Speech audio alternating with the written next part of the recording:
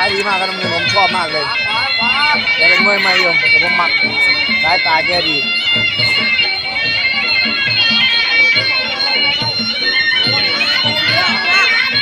ขอบคุณนะครับท่านนายกนะครับวันนี้มอบเหรียญ150มาให้1 ขวดค่าภาคหนึ่งนั้นครับพี่น้องดูระหว่าง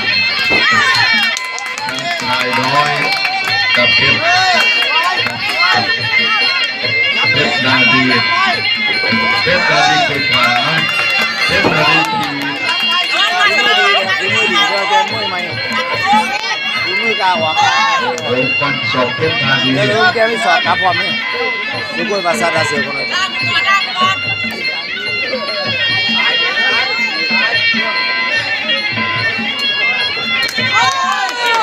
ชายน้อยโดนเตะชายน้อยต่อยขวา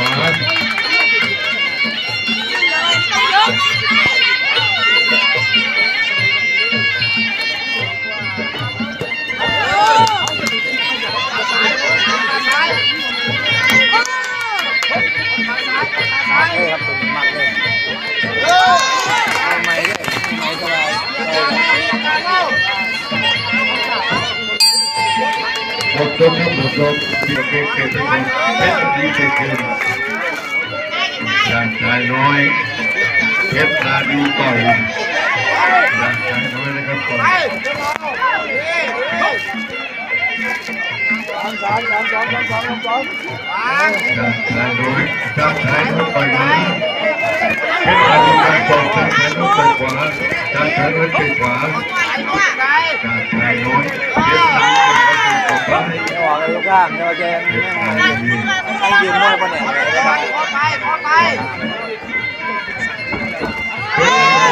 ท่านเย็นเย็นประดุกมีบาดที่พี่น้องเส้นเย็นประดุกเก้าบางเนี่ยเดินเข้าเท่าไหร่ยิ่งดูนะฮะโอ้ยจะฟังได้ไหมเป็นไงผมดูการชายน้อยต่อยขวาการชายน้อยต่อยขวาชายน้อยบอลเลยใครดีใครอยู่ระวังชายน้อยกับ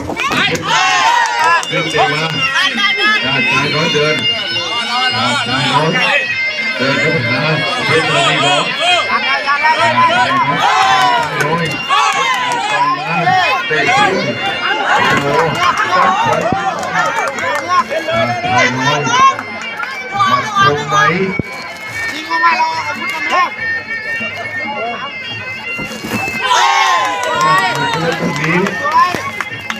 สายตาแก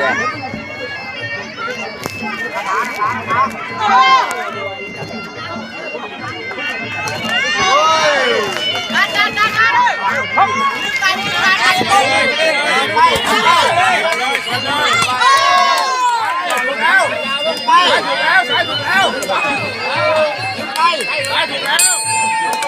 ครับหมดแล้วแม่ครับ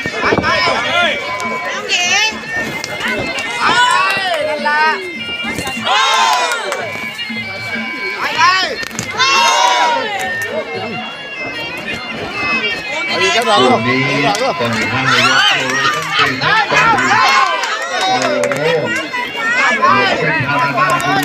อง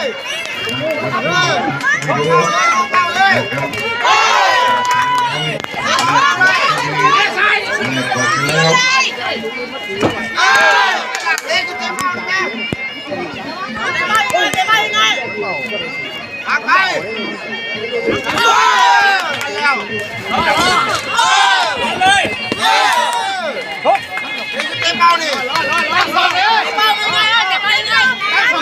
นะครับเรื่องมันบ่สบายน้ำเหลี่ยม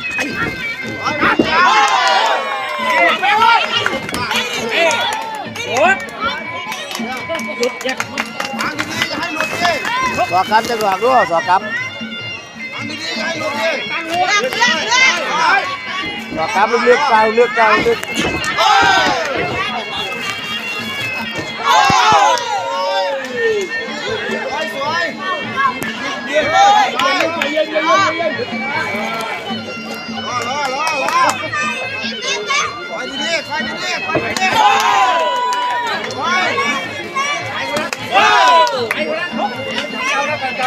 ส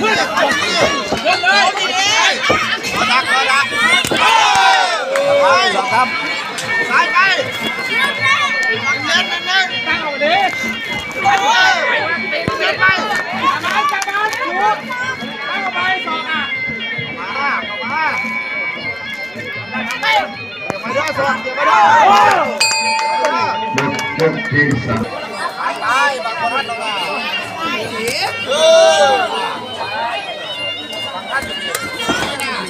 ลึกสาวลึกตั้งเลย ที่ได้จากคนครับดูสุดยอดอาชีพครับดูสุดยอด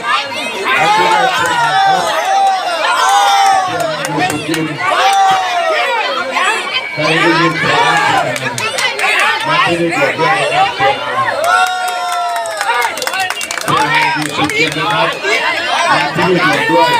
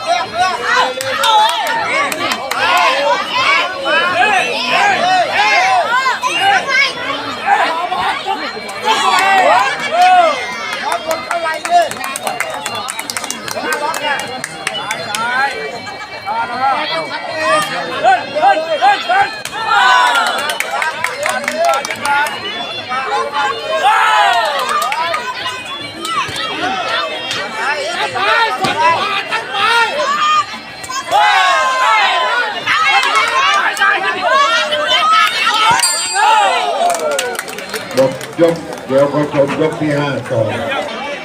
ชนเลย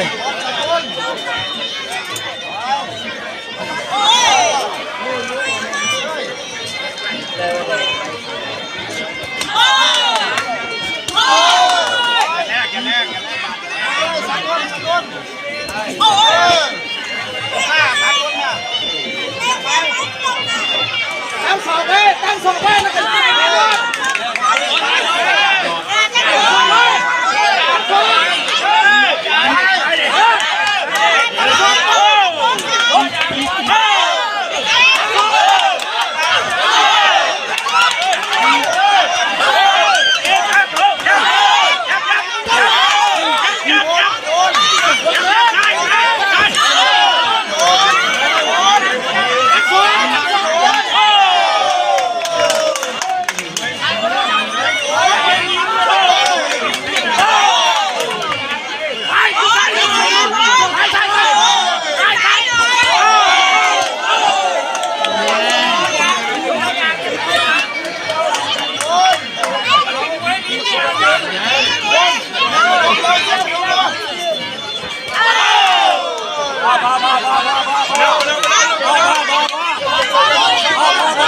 คนหน้าดูได้สองเบสิก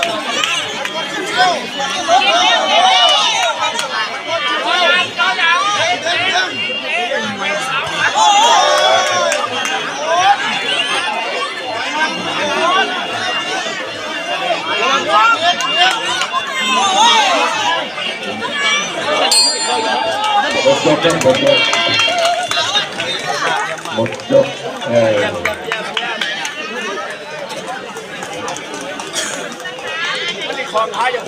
สเต็ปครับตีแย่ๆเลยตัวที่8มันคือมาอยู่8ยอดมาก